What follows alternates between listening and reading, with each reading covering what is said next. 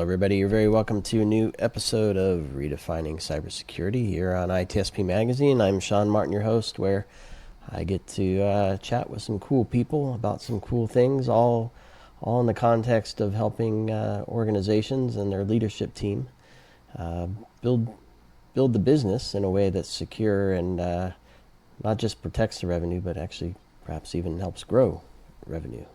And and it's not often a common thing to think about when we're talking about cybersecurity. So we look at everything from the teams, the programs, the operations, and of course there's technology rooted in all of that as well. And all those things come together to hopefully build a program that is successful for the organization. I'm thrilled to have John Salomon on today. John, how are you? Very well, very hotter than the hinges of hell right now. But aside from that, Mrs. Lincoln, how is the play? Exactly. The weather's been warm. I think it's around the globe. Record heats in many places. I'm in Manhattan at the moment. We set some records last week here in the city, and I know my business partner Marco is in Florence, and uh, he's been saying it's pretty hot there too. I think 35, 36 Celsius today. Not the 42 that you're experiencing, but hopefully you're inside safe and cool at the moment. Looks like you are I'm inside. inside with the only working air conditioner in the building, except for the wine cellar. So There you go. greetings from northeastern Spain, where we're getting hit by the same heat hammer as the rest of Europe. Yeah. Well, yeah. Hopefully you stay cool, and I'm excited to chat with you today. We didn't get to meet in person in Spain when I was there for the OWASP event, but we did catch up for a few minutes that day, and we decided to have at least one chat, perhaps many. I know there are a lot of topics that you can speak to, and I'm excited to get into some of them. I think today we're going to look at the talent pipeline and mentorship and all of that good stuff. So should be fun. That's a topic that's very near and dear to me, so I really appreciate the opportunity. And by the way, just as a quick side note, I do appreciate that you mentioned not only securing the revenue but growing the revenue. It's on one of my favorite slides on why do we do information security. I usually have the it makes us more money sometime way far in the future as people are still giving data to Facebook voluntarily. So I am hoping that your words are prophetic, and I appreciate you mentioning that. Yeah, it's a dream I have, and hopefully we arrive there mainstream.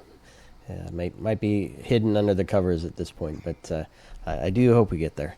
And yeah, so John, just so folks know who you are and what you're up to, and I know you have the nonprofit that you're working with as well, but maybe take a moment to give us some background on the things you've been working on, maybe your path into cybersecurity, and then we'll get into the whole talent thing.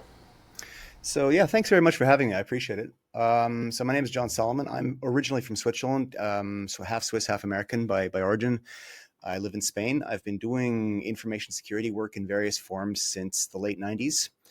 I'm kind of accidentally tripped and fell into the industry back in the days when you could get a job in IT by being able to spell IT more or less. So it was a serendipitous mixture of luck, a little bit of hard work, and a lot of very kind people, which will tie into what I hope we'll talk about a bit today in terms of mentoring and talent development. I'm an independent consultant. I come originally from network security. I've done a lot of work in strategy, architecture, GRC. Spent quite a bit of time in cyber threat intel and also public-private cyber defense.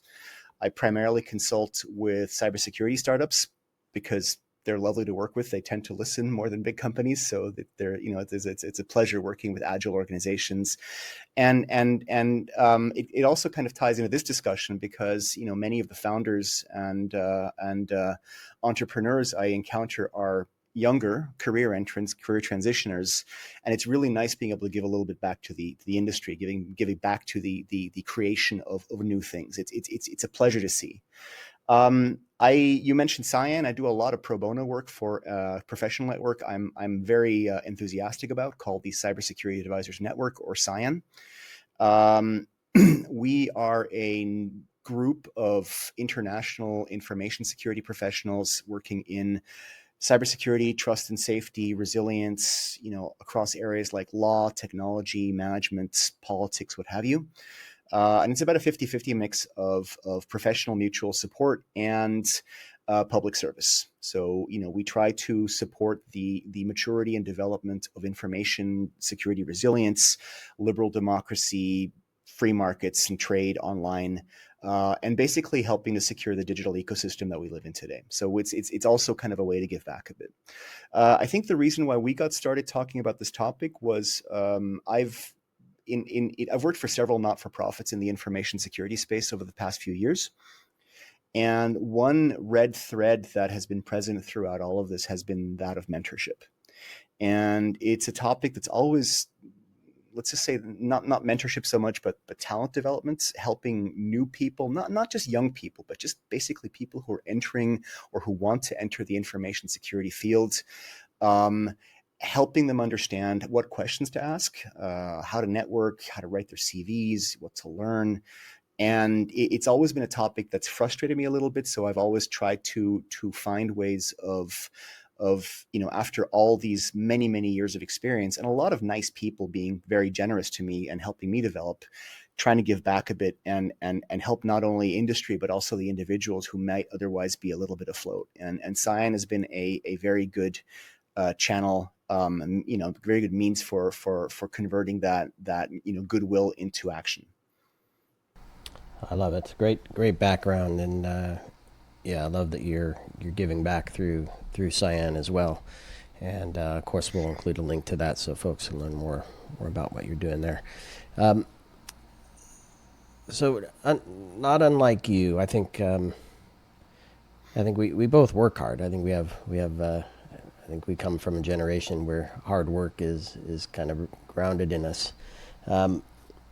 But I also think, to your point on entering this field, it was was new, right, when we started. And to your point, we kind of were drug in to cybersecurity, information security. With me, it was I was a Unix systems administrator, and somebody literally dropped the Cheswick Bellowin firewalls and internet security book on my desk and said, "Read up. We're seeing the client in 30 minutes. Right. You're the security expert." There you go. I was a CNE managing Novell networks, and eventually I was asked to help test, from a security perspective, Novell NLMs to make sure they weren't vulnerable. I was doing a AIX admin, so now we're making each other feel old. I know, exactly. It's a very different world today. I think, I don't know if we had numbers back in the day for how many people we needed and how many short we were. But the point of we don't have enough people still exists. I don't know what that number is off the top of my head, how many tens of thousands perhaps. And yet I still hear that it's hard to find a job, hard to land a job. Experience is needed, certs are required, it becomes costly, it becomes timely in terms of preparing to enter the field. And then even still I hear that many opportunities are not granted newcomers. So maybe your perspective on that, and perhaps some insight, if you have any, on where we might need to take things because of that. I don't know about insight, definitely opinions. I'll do my best. There you go. And I have a few views on this. It'll probably be fairly controversial and annoy several of your viewers and listeners, but just yell at me, not Sean. I love a good debate. There we go. For me, I think when I got started was, I think, in 97, 98 or so. And it was really a question of, I walked into a startup, an internet service provider in Switzerland back in, I think, 96. And the guy said, drop out of college, come work for me. I need somebody who knows how to internet. It was literally that. And I didn't want to, finish before my degree. But, and there was really in the large bank environments where I mainly got my start, there was this idea of let's hire smart people, pay them very good money, let them do their thing, just trust them. And I really sensed that a sea change came around Y2K. For the younguns, that was a big thing. Look it up. And I got this is again just my subjective opinion. I got a feeling that I got a vibe that a lot of managers, especially from the finance and leadership fields, who didn't really understand technology and had previously been very happy to let people just do their thing and develop, and the mentoring and talent development were kind of ingrained, right? You'd bring new people in, you bring your friends in, you teach them, and that's how you learned. And there was a nervousness around this because, there was Y2K and people thought there should be more structure, more reporting, more quantitative factors around getting all these IT costs under control. There was a lot of taking the mickey in terms of, contractors charging huge sums, providers charging huge sums. So I kind of understand where the finance guys are coming from. I later on made the mistake of, doing an MBA and seeing it from the more finance driven side. And so there came this, I think, this much more, this desire to have a much more understandable, quantifiable, PowerPoint friendly approach to what your people are costing you. At the same time, this resulted in I think, a formalization of expectations and also of how do people get into the industry. When you and I started, it was a fairly freewheeling time, and that decreased tremendously. I am glad I'm not entering this field today. Despite the huge opportunities, fascinating technologies, and very, very smart people coming out of schools or apprenticeships. But I found I like this kind of anarchic, again, freewheeling approach that where I got my start. And it was very heavily dependent also on people just tolerating you screwing up occasionally and teaching you things and taking the time to talk to you, and things that you can't quantify.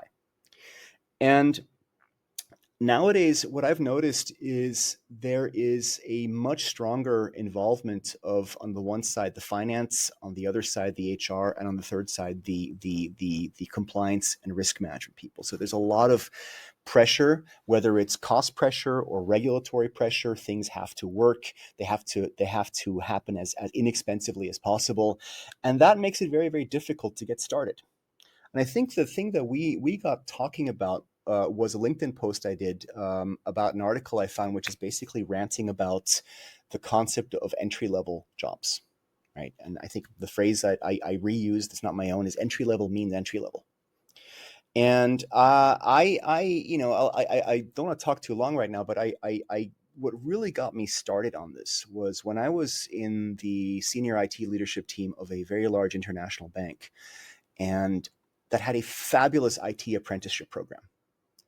You and I both know a good security person takes a very, very long time to develop, right? It's a multidisciplinary, involved affair that requires a tremendous amount of work, a tremendous amount of enthusiasm and curiosity and attitude, but also a willingness by employers to help develop the individual.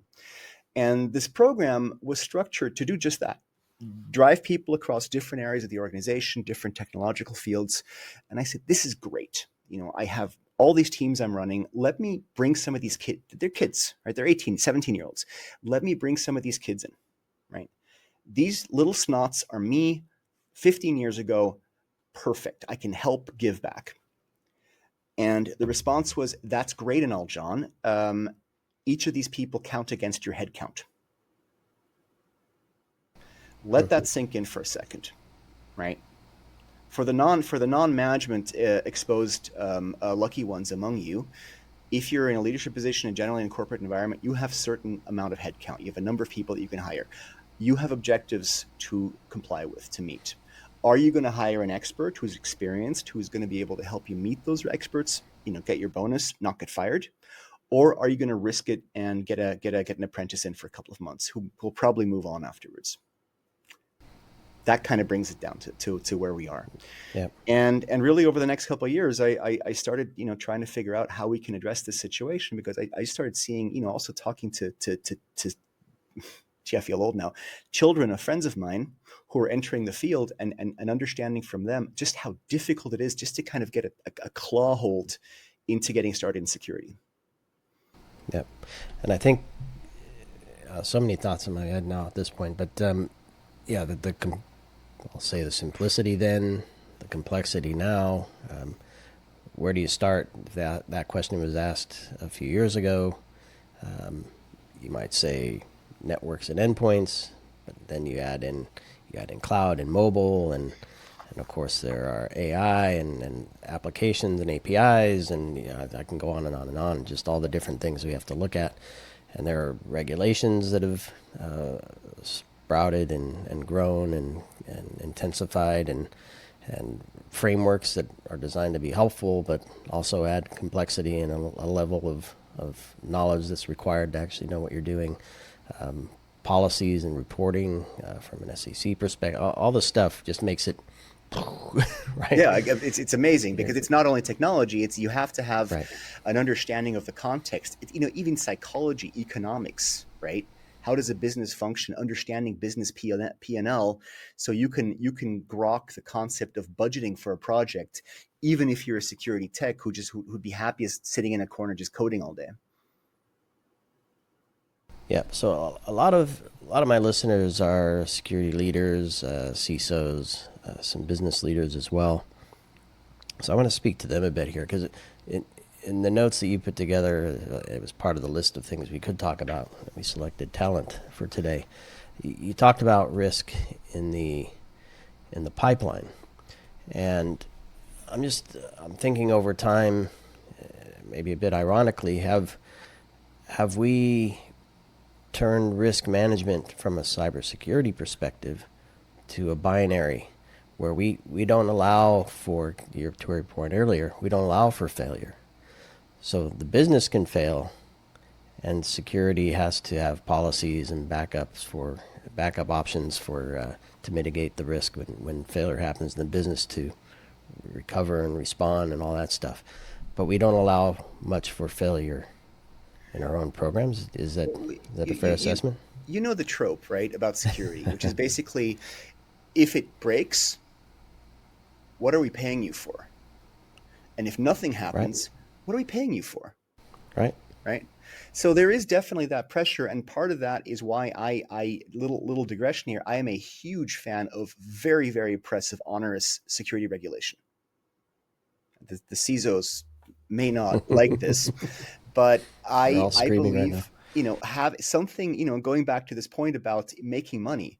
We don't make money, we cost money, right? And one of my employees once taught me the concept of a technology debt, which is something that most companies have incurred over the years, over the decades, by underspending on security because we'll see what we can get away with. We accept the risk. And what regulation has increasingly done, it has taken that competency away from managers, from leaders. You can no longer decide whether or not you want to accept that risk. You have to make sure you put these controls in place. Now, whether these regulations actually are strong enough and enforceable enough, or people still just say, look, we'll see if we can get away with it. Maybe we'll eat the fine. We'll see if NIS2, DORA in Europe, and similar regulations are as harsh as the GDPR fines have been levied against some American tech companies will be. But it's encouraging to see that there's no longer at a regulatory level a tolerance of mediocrity in terms of spending. And you have to spend, right? So companies are under cost pressure. It's completely understandable. Shareholders are screaming down the backs of CEOs, we're screaming down the backs of the CISO, et cetera. But this is not optional any more than you cannot dump radioactive waste into a lake. You have a responsibility to society as a whole, especially as a part of critical national infrastructure. To bring it back to mentorship and talent development and risk, um, it's not just risk to your organization. If you are not investing in talent, it's risk to the entire industry and by extension to society as a whole that you operate in, right? You are allowed as a company to operate in society by not only your own success metrics and hard work, but also by the goodwill and infrastructure provided to that society. And as a result, society expects you to invest in ways of keeping yourself and by extension it safe. That was my philosophical political rant for the day. What this means though for us is that if we don't invest enough in creating a strong and sustainable pipeline of talented people, we hurt ourselves by hurting the industry. And this kind of goes into the whole, my analogy is the tragedy of the commons, right? where I will try, of course, to seek as much rent. I will try to benefit as much from common investment without investing back. But ultimately that doesn't work, right? And every company is going to want to save money, so they're going to want to invest as little as possible in developing people, just on a financial level. But that then means that the industry as a whole doesn't have enough good people. And to your point, this is a really, really contentious point, and this will get me a lot of hate, right? But I keep saying this, and I maintain this: we don't have a talent gap; we have a salary gap. Hmm. Even with cybersecurity salaries being perceived as exorbitant, honestly, if you're not getting enough people, sorry, you're not paying them enough. And the same goes for the kids. I mean, I see some. I live in Spain. Spain's not a high salary country.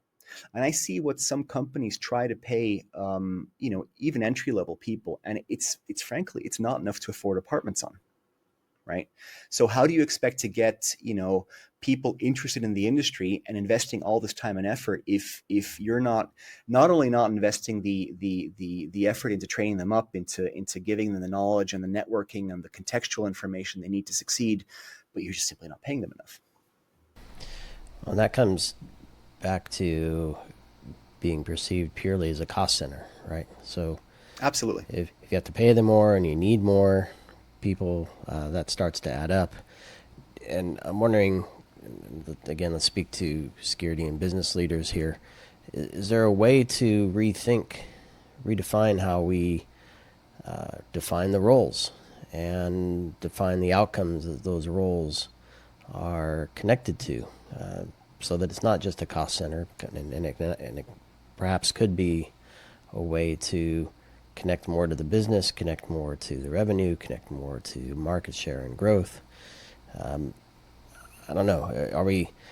I mean, when we get to the CISO level, we often hear the CISO doesn't speak the business language and therefore has a hard time connecting the risk part of it to the rest of the business.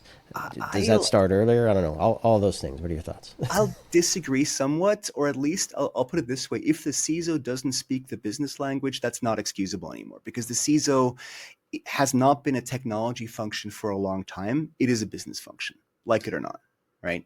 So one of the reasons I didn't want to be, I used to want to be a CISO, and then I met a bunch of them. Sorry, no, I just Hang on a few calls and you might change your mind again. very, very no. It's just a very, very, it's a thankless task, right? It's not because they're not good people. I just, they have bigger. I have big bags under my eyes. They have bigger bags under their eyes, and that's not a good sign. But you have to understand the business context. But at the same time, I really don't want to give a glib answer to this, and it's very, I think, easy to fall into the trap of saying, "Well, I have a simple solution." However, I think, ironically, even though I'm somebody who is a huge fan of regulatory mandates, the increasing influence of, on the one hand, the accountants, on the other hand, the regulators, or at least the interpretation of the regulators, has caused a strictness to descend on large parts of the cybersecurity industry that needn't be there. I think to develop talent, first of all, I worked for a guy once, and I'm not going to name him, but he had a phrase that he used, which was, "You want passion, go to a whorehouse." And that kind of stuck with me, because I'm somebody I hate the word passion, but I'm very passionate about this field. I don't think you can succeed in security without having a childlike enthusiasm like you would for Lego. You see my background, I'm a child. But I think one of the important things is to understand, for leaders, and this is talking squarely to your audience who are in leadership positions, to understand the need to foster that fascination, that curiosity that you get with entrepreneurs these days, that childlike desire to play with things and break things, and to give people the space to break things. You made a very trenchant point before, which was, have we become too intolerant of failure, right? There is the tech bro, fail fast, which, as we've seen, doesn't really work. It's not good, but you have to let people fail sometimes. And I think a really good aspect, especially as a senior person, quite simply, is I don't have children, right? But all my friends who have kids, they say read to your children. I think the read to your children thing applies to your employees as well, to your younger people. Read to your apprentices, talk to them. There's this sense of awe sometimes. If you're a 22-year-old coming into a new company and the head of whatever comes and sits down next to you and it takes an interest in what you were doing, that means a lot. I remember the general manager of one of my first employers, when I had a massive crisis and one of my systems was crashing all over the place, and I was there chain smoking at my desk at 2 a.m, and he'd been working late, and I just realized after about 20 minutes, he'd been just staring fascinatedly over my shoulder. That meant so much to me. Just that interest, taking an interest in what the person is doing, not just breezing through the office. I think that's a really good start. One other thing I want to mention is I think, and this is perfectly natural, I have an idea that I use very often, which is that one of the problems in security is that nobody will ever thank you for doing the right thing on principle, right? If it's not in your goals and objectives, even if you know this ought to be done, you're not necessarily going to be doing it because there are such stringent requirements. Again, your bonus, your salary, your continued employment. But where I saw this most I think tragically demonstrated was when I lived in Australia. The state of Victoria has some world-class technology universities. And the organization I was working for at the time had a phenomenal scholarship and mentorship program called Building Cybersecurity Diversity, getting women into cybersecurity, an underrepresented group, right? And I don't look at this from a DI perspective, even though I think it's a good thing. I look at it as from the perspective of exploiting available talent pools, get more good people in regardless of who they are. And I must have gone to 7 or 8 of the top name universities around Melbourne and said, look, I have this scholarship program, but I'm also an experienced security executive. I have lots of stuff to share. Let me at least share my experience with these kids who are not yet graduated.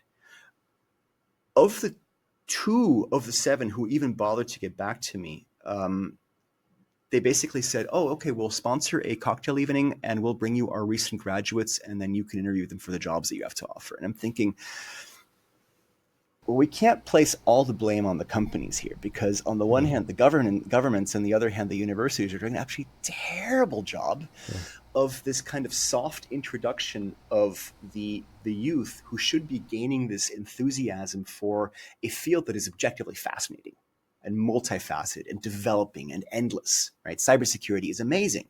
The stuff that happens, it's so cool. And they're not doing that because they're really just, okay, training, job, hiring, results, boom. And whether you're a leader, whether you're a university placement person, whether you're a government agency that ought to be getting these guys around a table together, I would really, and this is the idealist in me speaking, I would love to see them focus more on these soft aspects, the personal aspects, that it's not just all about learning topics and results. Yeah, and we just, funny enough, we just recorded a podcast on entry-level pen testing, and this organization putting together a program to bring folks into the field, and part of it clearly is the pen test itself. Mm-hmm. But these 2 co-founders talked about the need to actually communicate with leadership team and with the development team, and to your point on the soft skills, it's not just understanding the tech or understanding the environment, but it's fitting in. And I go back to the business as well, understanding, and it kind of ties to your other point of you're not rewarded for taking initiative, right? But if you have a clear view of the business and you know that an action will support the business or protect the business, and you have a way to communicate that, and the rest of the organization is ready to listen to you, and you've been trained from high school up through college or whatever on what that looks like and sounds like, then I think we're in better shape. But I think there, to your point, too many missing pieces in that puzzle. I'm glad you too siloed, perhaps. I don't know. Sorry, I'm glad you mentioned pen testing. specifically, because I think you have to be a little nuts to be a good red teamer or pen tester or vulnerability researcher. I have nothing but mad respect to the people that are good at this, who find bugs. I inherited in one of my roles a world quality pen test team. I would have had no chance of assembling on my own. Um, thank you, Bryce. Thank you, my predecessor. Well done. And I offered him a bottle of scotch for whoever found the coolest bug, the best vulnerability. And I mean, the glee, the sheer unadulterated childlike glee that they took in, check out what I found. That was Yeah. cool. I mean, it's for me, it's those kinds of interactions that also when I was on the receiving end of things like that, I'm a terrible manager. It's the reason I'm a consultant. I'm horrible at leading people, right? I can't do it. Um, but when I was in the receiving end of somebody obviously showing an interest and appreciation of what I was doing, even when I didn't have a clue what I was up against, right? Thank you. I'm so glad Google came about around when I was starting my career. But that was a major factor. And again, these kind of soft, this soft touch, this willingness to talk to people, to encourage them, to mentor them, is, it doesn't have to be I mean, CyAN and several other organizations have mentorship programs. Big shout out to Women for Cyber with their massive program in Europe, and there's a couple of others. It doesn't have to be a program though. It just, if you're a leader in whatever level of hierarchy you're at, taking the time to take risks on people, even when they're not yet in the field, going out and talking to them and helping them understand, things like, why do you care about risk? Right. One of my favorite presentations I give is this is the most important presentation you will ever hear, and the most Mhm. boring one when talking to techies, right? Because this is why you and I get paid. Right. So if you understand risk and compliance and stuff like that, you'll understand what motivates the CFO. Talking language like that and interacting with people and giving them a chance. And if you're the CFO or the CIO, not being too strict about budgeting for headcount for people who are entering the career. I think these are the easiest, in quotes, ways to get more talent motivated and not, fear this jungle of certifications that you mentioned before.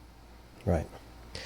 And one of the things crossing my mind now, we'll wrap here in a second, but the the idea that universities are kind of missing an opportunity to feed organizations, and I'm wondering, so you went to 7 or 8, who came back and said, "This is the limited opportunity," or "Here's our limited response to what we really could do." Right? And it wasn't So, just the administrator; it was also some of the student groups.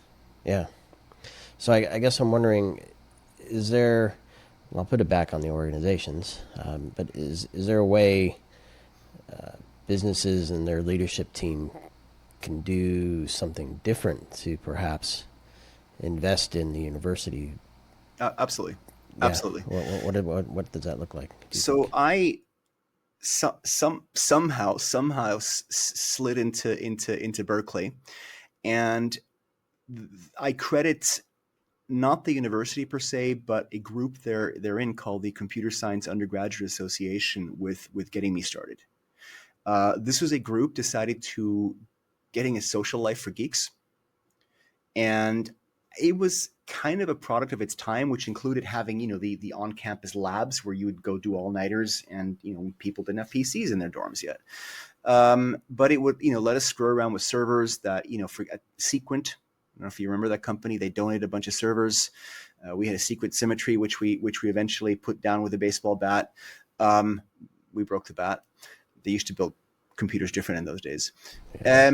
But also we had, Hewlett Packard and other companies that were donating not huge amounts, but reasonable amounts of money and equipment and time, and creating also pipelines for recent graduates to talk to members of the CSUA who would have their, internal social proto Cro-Magnon social network predecessors.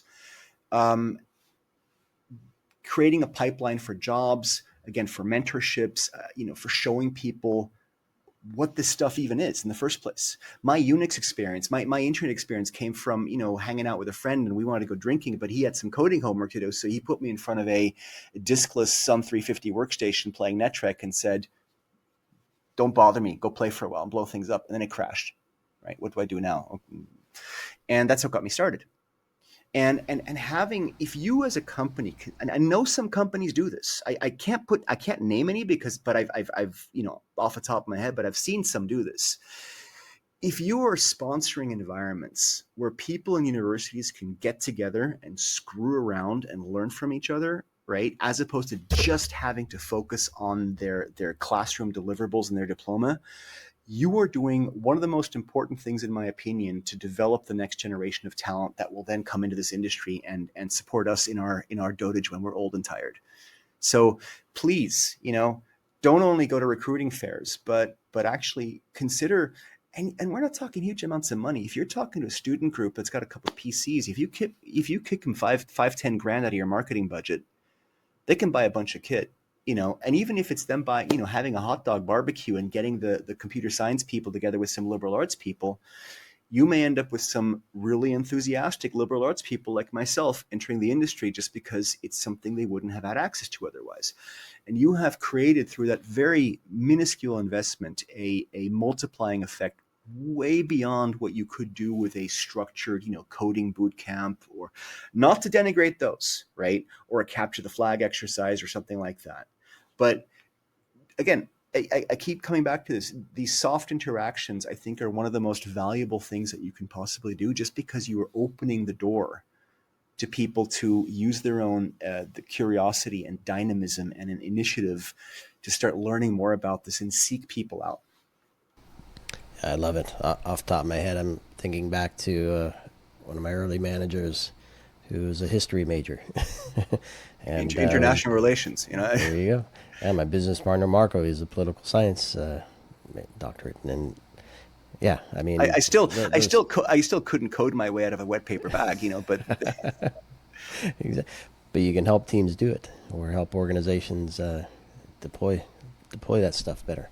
Yeah, I think we could talk about this for ages. I want to wrap here and can I throw one more thing in?